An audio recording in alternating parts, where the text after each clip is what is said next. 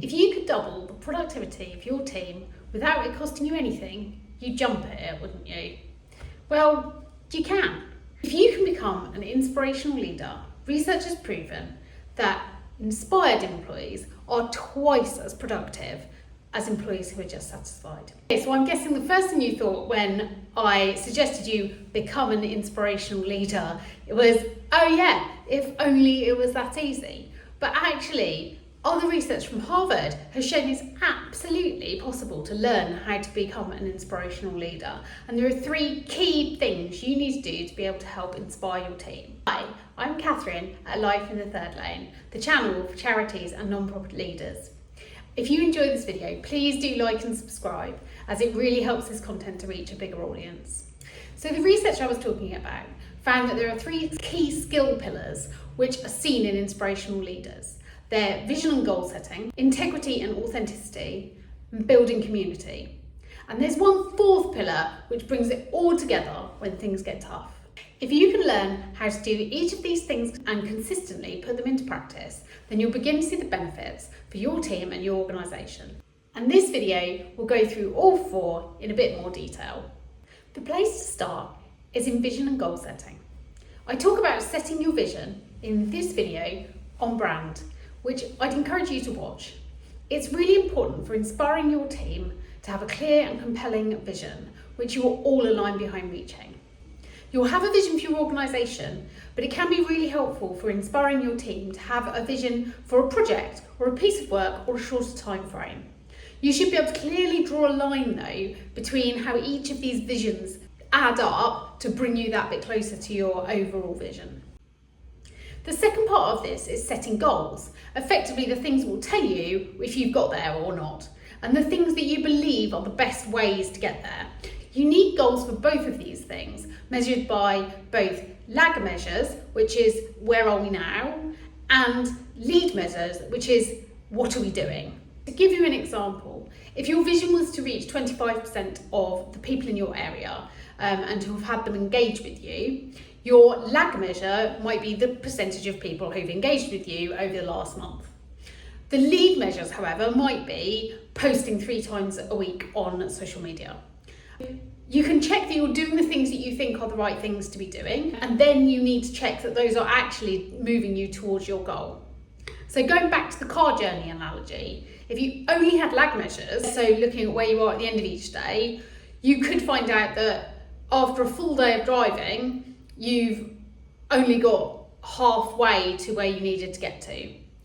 Equally, you could only look at lead measures, which in this case might be the number of miles travelled, which is fine. You might have travelled the right number of miles, but if you don't also have the lag measure looking at where you are, then you won't know if those 100 miles are in the wrong direction. So you really need both of those measures. You need to be measuring what you're doing, and then you need your lag measure to check whether it's actually got you to where you need to go, because then you can always change direction if you need to. So you need to set these goals with your team that are both stretching, but also realistic and clearly linked together to reach your ultimate destination or your vision. To be inspirational for your team, you need to live and breathe your values and demonstrate your own commitment to reaching your goals and vision. If you don't believe in it, why would your team? This is where your passion and enthusiasm come through. But you don't have to be an extrovert to be an inspirational leader. So passion and enthusiasm come through in lots of different ways, and inspirational leaders aren't always the outgoing, charismatic character that you might have imagined when you heard the term. Your commitment to your vision can come through in any way. You just want to be showing that you are absolutely compelled to achieve it. It's definitely a case here of what you do being more important than what you say. So people have this amazing capacity to spot inauthenticity, and your team are no different. So if you don't believe in what you're doing, everyone around you will realise it pretty quickly, regardless of what you say. So make sure that you really are committed to your vision and goals before you start communicating them. So the next key skill in being an inspirational leader is about building community around your vision. And by building community, that's about fostering collaboration and teamwork. It's about valuing the people you have around you, empowering them to do their best work, and developing their potential. And part of this comes from letting go of any belief that you as a leader need to be the best at everything your organisation does. You really don't. Really inspirational leaders are very self-aware and know their own strengths and weaknesses. When someone else on the team is the expert, they empower them to bring that expertise for the benefit of the organisation, rather than feeling threatened by it. Regardless of people's role in the organisation, an inspirational leader will value everyone's individual contribution and enable them to contribute as much as possible to the shared goals.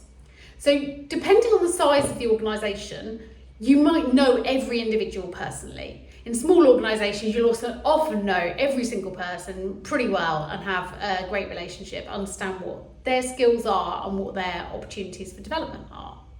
But if you're working in a big organisation, you'll need to work through your team to get to know your people better. What you can do is really listen when people do share with you. Be open to new ideas and opinions, and give your people your full attention if you invite them to share their opinions, thoughts and ideas with you. As I said in the last section, people spot inauthenticity really quickly. So if you ask people to share, then you have to be open to new ideas. You should never pay lip service to asking for people to contribute if you actually aren't interested in what they've got to say and the decision's already been made.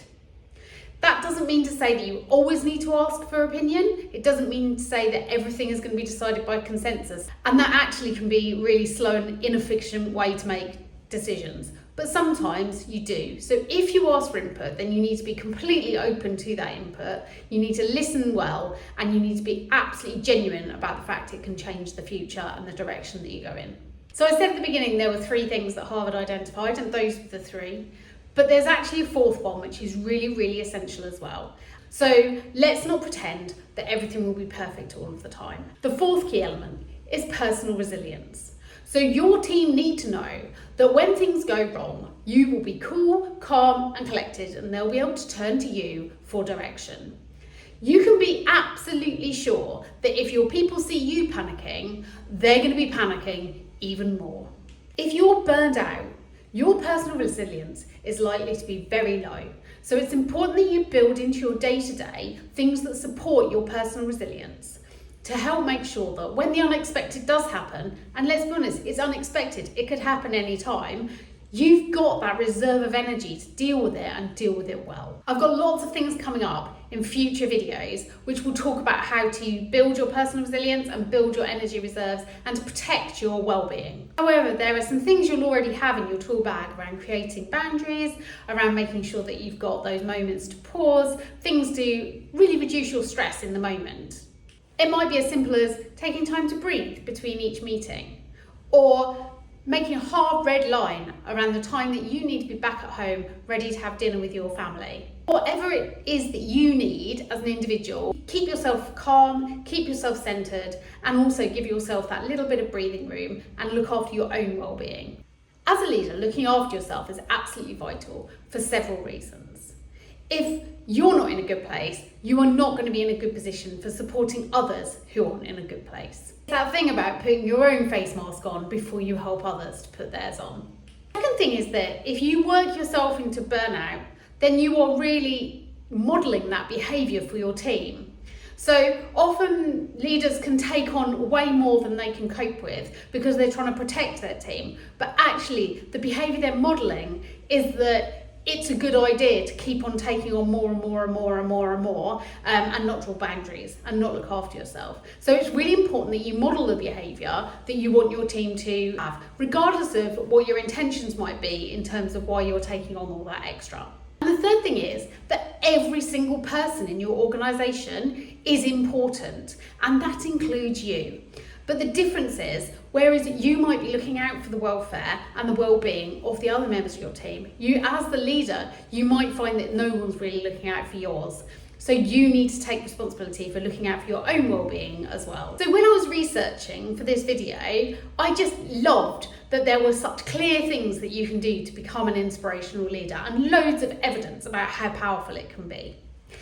The data also showed that strengthening even just one of these skills had a noticeable impact. So Why not choose one to focus on? And let me know in the comments below which of those you're going to choose to focus on first. If you've got any questions or anything you'd like me to look at in future videos, you can also let me know in the comments below. So that's it for this week's video.